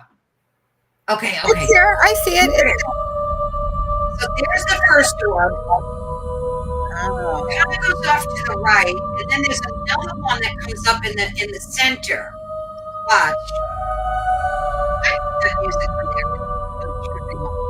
Wow. Now, is that an orb or is that not orbs? fact that set your security cameras off, Yeah. I'm going to say I kind of feel like that there is criteria for orbs. I have a And what Facebook. Okay, so I have a Facebook group. Let me see if I can find it. I think it's in Paranormal University in files. There's a bunch of criteria for orbs. So if you were sitting there and you saw it with your own eyes, it's more than likely an orb. Or Okay. I've even seen where orbs have been captured. I love the Foreman Brothers Paranormal Nightmare. I think they're doing it for the right reasons on Friday nights. And they will get activity and then like an EVP come through, or one of them feel something, not even known that something went right by them or went at them like a light. Sometimes if they have a tail, like there's a whole bunch of stuff. Let me check on Facebook. On Facebook here. Sorry, my volume's up on here. I don't want to play it while I'm going through. But there's a whole bunch of criteria written. But to me, that kind of like the fact that set off your security cameras, it had to have had some type of energetic signature to it. And I've never had that before, ever. It wasn't raining. It wasn't foggy. It was a beautiful, clear night. It doesn't look like a bug to me. Like it's moving so slow. Cylindrical. Yeah. I'm going to see if I can find it. I don't want to make a liar out of myself here. Okay, I think it's in files on Paranormal University. Let me see. Is it files? In the meanwhile, I'll show. Heidi said, we literally had so many in our house. I've seen them go through oh my goodness, Heidi, go through my body and the walls. Then I began to play healing sound frequencies and cleansing the house. I have communicated with them by playing a game that I call roll call. I'll ask them to come up. Oh, that's so cool. Wow. And that'll set off a motion trigger. Wow. Yeah. No, I didn't, they, like I said, I was searching for my deer video and I never caught that before. And they seem like so directed. One goes right up to the right. The other one goes up the center. And I never got anything like that after. It was just like an anomaly. I got to look for it because I was positive. I had another group on Facebook that's no more, but I did have, because it's not in files. It's not, I'll have to, because I had one with remote viewing on there, a lot of stuff, and one with orbs. I'll have to find it and put it on there. But I have one from my backyard. And I've caught some paranormal stuff in the backyard. I've caught all kinds of weird things in the skies.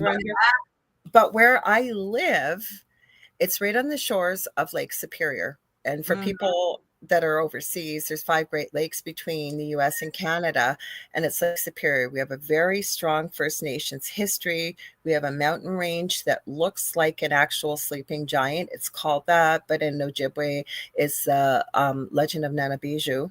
And it supposedly is one of the chiefs that laid down to guard it's one of the world's largest untouched silver mines, and it's cursed.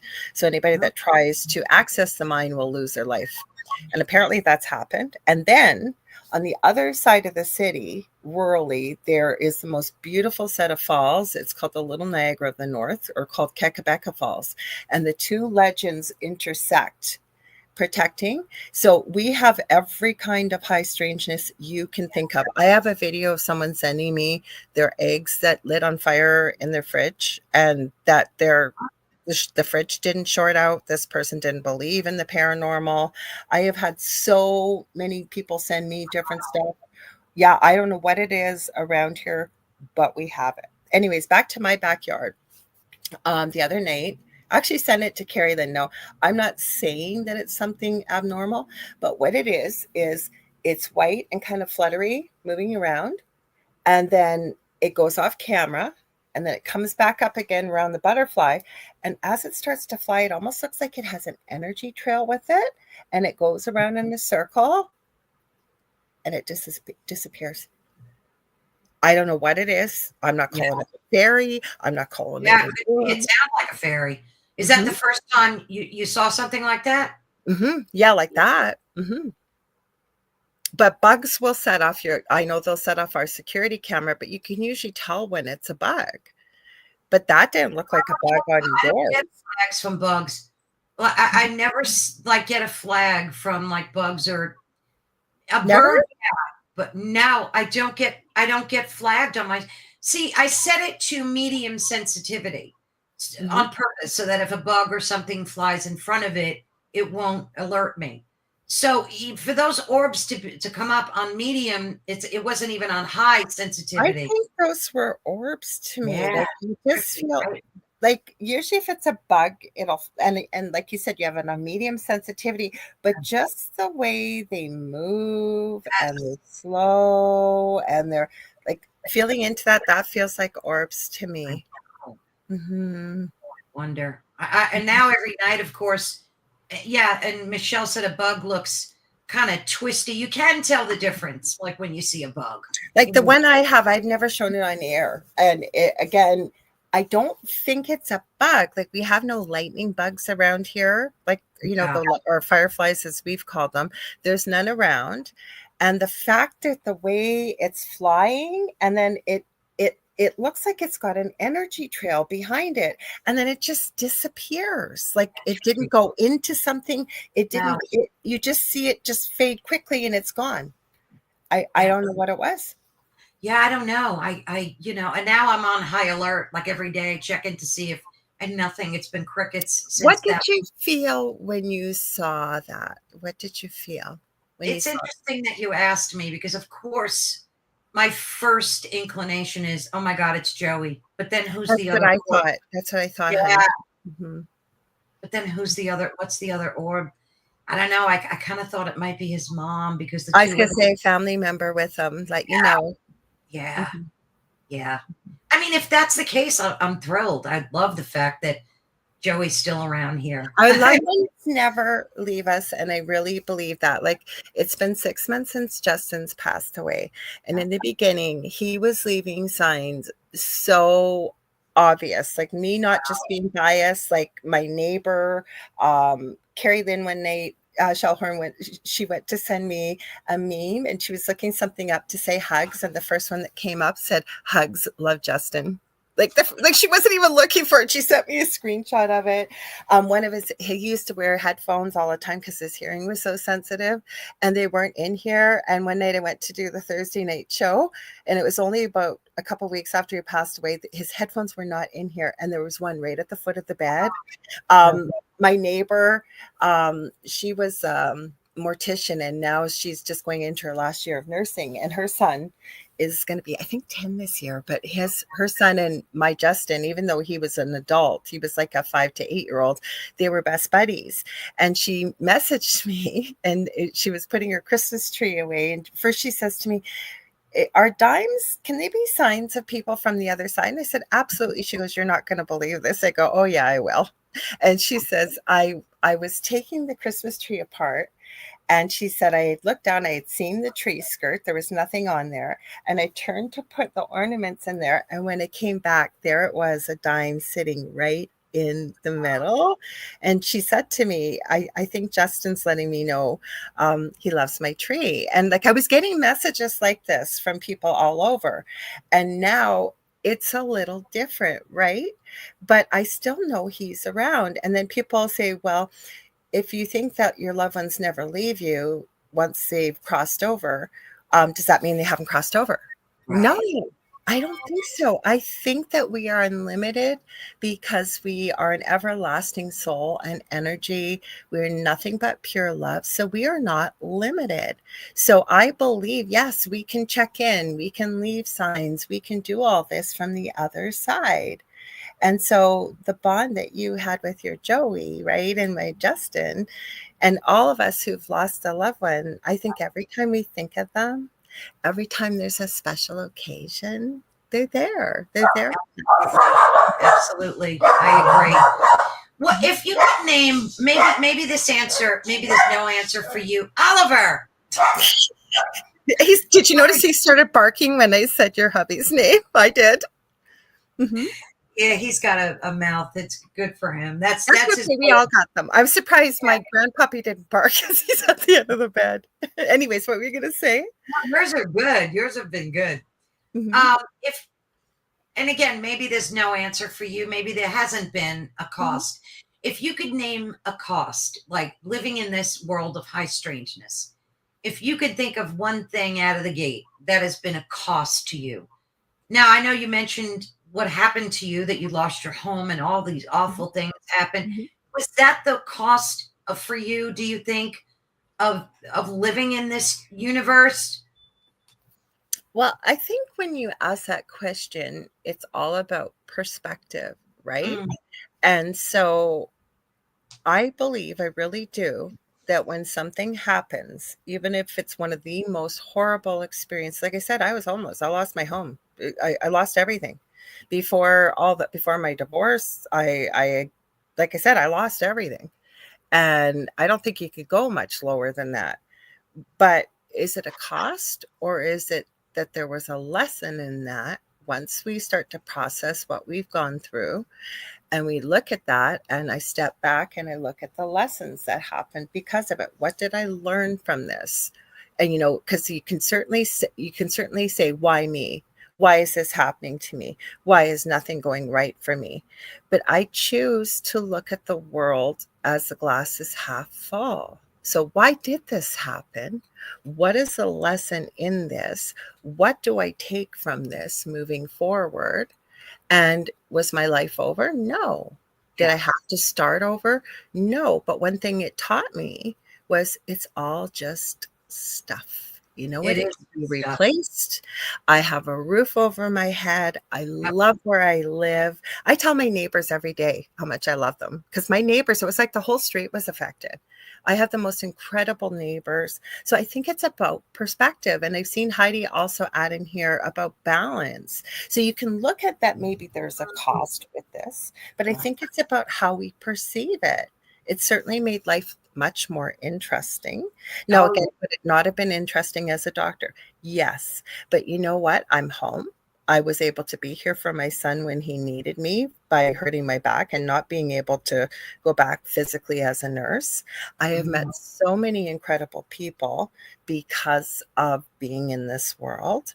I have increased my knowledge exponentially, an area I probably never would have looked at before. So my answer is, could it be a cost? No, I choose to look at it from the experiences and what can I take from it with a perspective of gratitude. Does that Yeah, make sense? absolutely. And I was going to ask you what the benefits were, but you answered that beautifully. Mhm. And I couldn't agree with you more. Mhm. And it's a legacy too that you're creating. It Mhm. really is. It's an entire legacy for generations to come. Well, I you mean, could look at it like this cost me everything. But again, I really and I'm not trying to BS people here because I'm not saying like I'm so perfect. I'm not, but I really do. If I'm going to be talking about these kind of things to other people, I got to be at least be following some of it myself. So don't get me wrong. Was I devastated? Was I beating myself up when it happened? Of course. And I think that's a normal human reaction. But once the proverbial dust settles, I think it's what we do with the experience and what we take from it moving forward. Mhm. absolutely, absolutely. You know, when you do a lot of shows on various topics, Mhm. ranging from vampirism, Yep. folklore, and how do you like has learning all that knowledge changed your perception of high strangeness? Like, Yeah. especially they're saying too that this all like emanates from like the same dimension, like UFOs and Bigfoot. Like they're I finding don't think they so. I don't think don't think so. so. Mhm. Go Like ahead. okay, so my really close friend Leanne, the one I'm doing the course with. So we bonded years ago. We were in a group we now call the Voldemort group. It shall not be named, but I met some great people from it, and we instantly connected.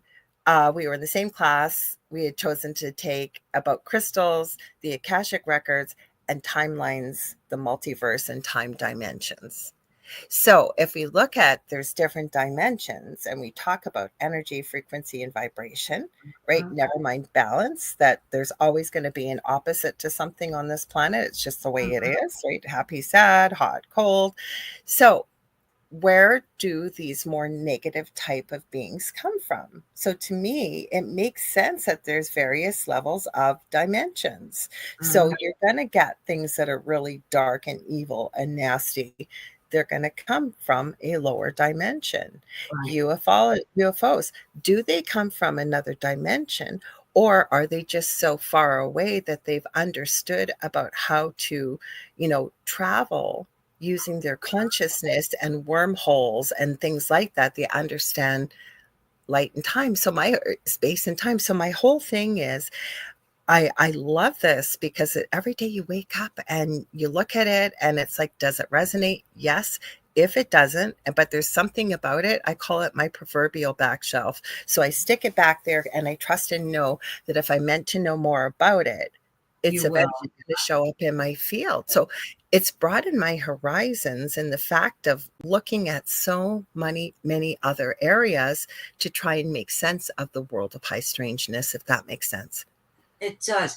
Did you ever, after all your research and study about a particular topic, did you ever trip upon one that you would just like, no, this doesn't resonate with me. I can't, whether it's Loch Ness or whatever. No, I have so many, like I'm thinking, I'm going through vampires, giants. No, I don't think there is. And I think that that's what makes a show like yours and mine unique, if you will, because we have so many questions. And no, there's nothing I can really, like, don't get me wrong, I wouldn't spend all my time studying about demons, but do I know about them? Yes. Do I know a lot more? I mean, I've dealt with somebody possessed before. I never want to look at another human being's eyes and see that. Levitating on camera, like crazy story.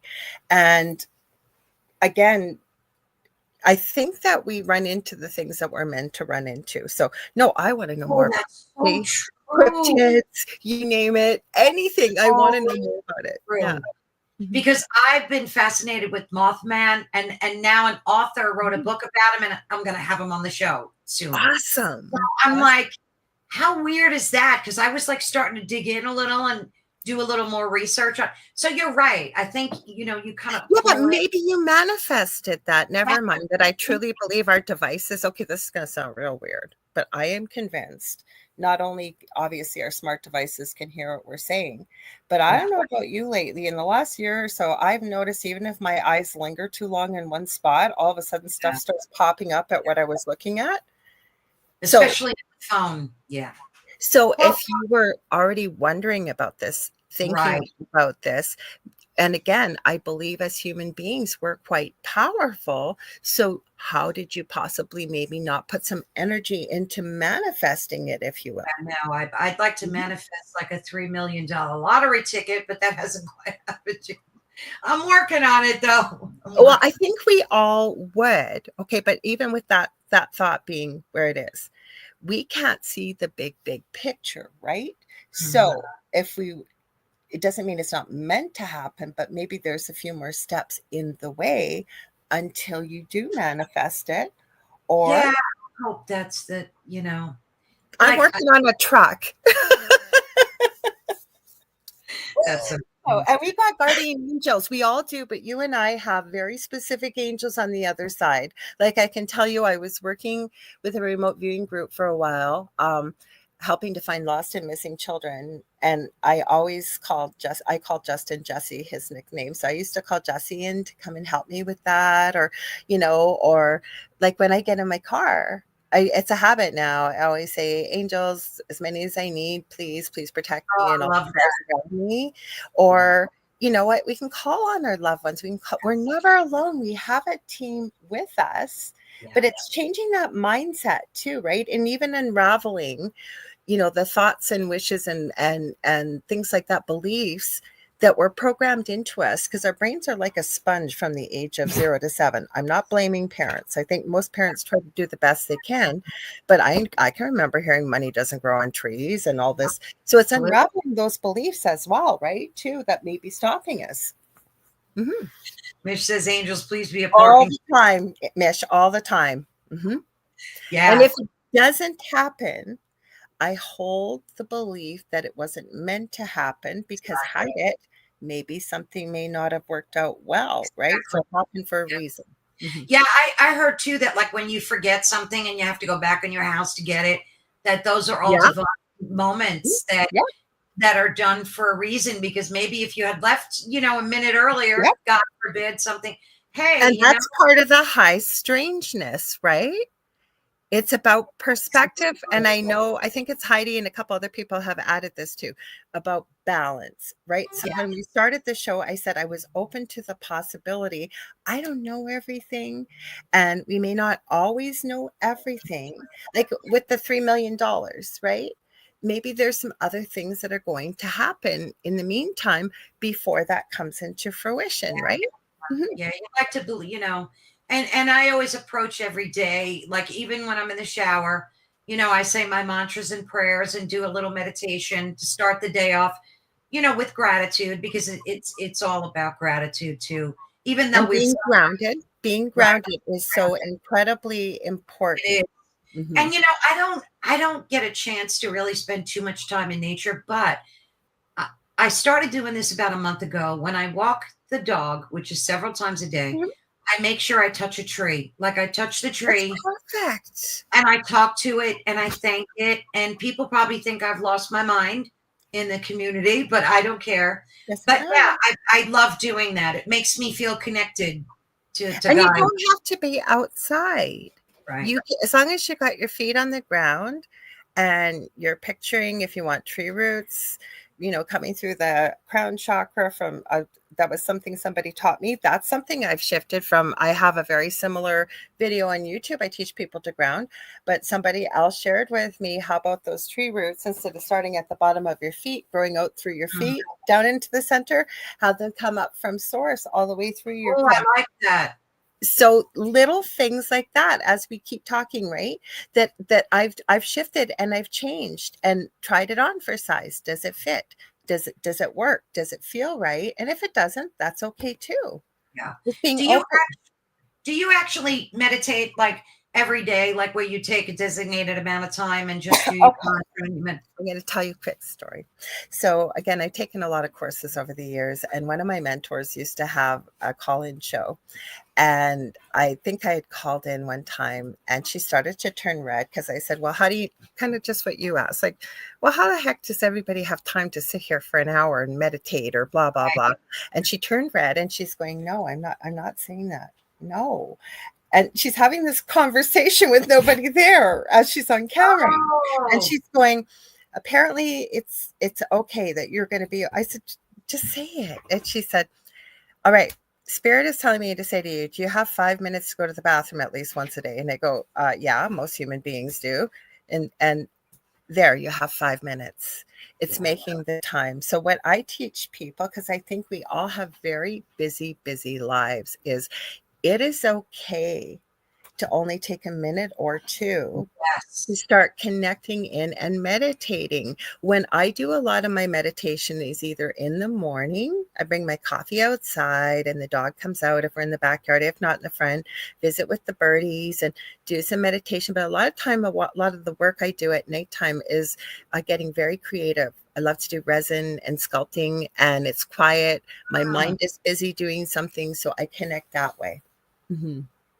And it is all the same thing, because you are meditating when you're being creative and you're creating. No time. There's no time or space on the other side. So you're making that after effort to connect.